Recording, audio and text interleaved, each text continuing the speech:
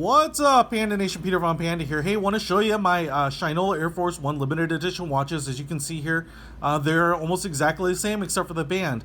Except they're not. Let me bring them up to the same level here, and you can see this little bad boy is quite a bit bigger. How did I do that magic? I just moved it back there, just like that. So now they look the same size. But they are most definitely not the same size. In fact, what I wanted to show you here is that when the Air Force One watch was made and given to the Air Force One crew and pilots, you know, they actually made it in two different sizes, I believe, to just accommodate different people's preferences. Now, when they sold the 125 limited edition watches to the foundry members, I think they were all like this, a 49 millimeter large watch, and I just wanted to kind of compare and contrast because they look almost exactly the same. Check out my full review on this watch for kind of the history of it, as well as a little bit of the Air Force One background.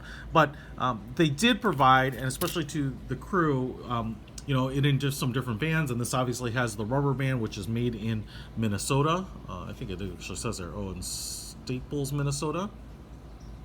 And it also came in like a brown leather band with aquamarine stitching on it, and so they were all very nice. But you know, it's kind of, if you're hunting these down, there's a pretty big difference between the 49 millimeter watch right here. Let me just kind of give you a quick wrist shot of this on a 7.5 inch wrist. I like this. This is a watch that I will wear every now and then. It's a good size, a little large. I'm not disputing that, but you know, I really like it. Now this one, which was the other size, is a 40 millimeter, and unfortunately it's just a little bit small for me. Now I do wear some like 41, 42 millimeter watches, and I think it looks good.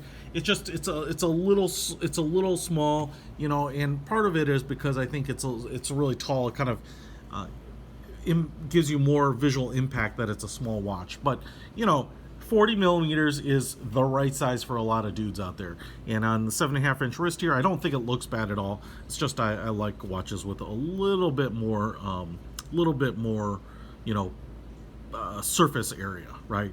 So, but really good looking watch, and I just wanted to show this to you and compare it to my other one here because, you know, they don't often come together, you know, to compare and contrast. Everything else about it is all official Shinola, and this is great. You know, like I said, these were this size, and the 40 millimeter was not available to the public, and so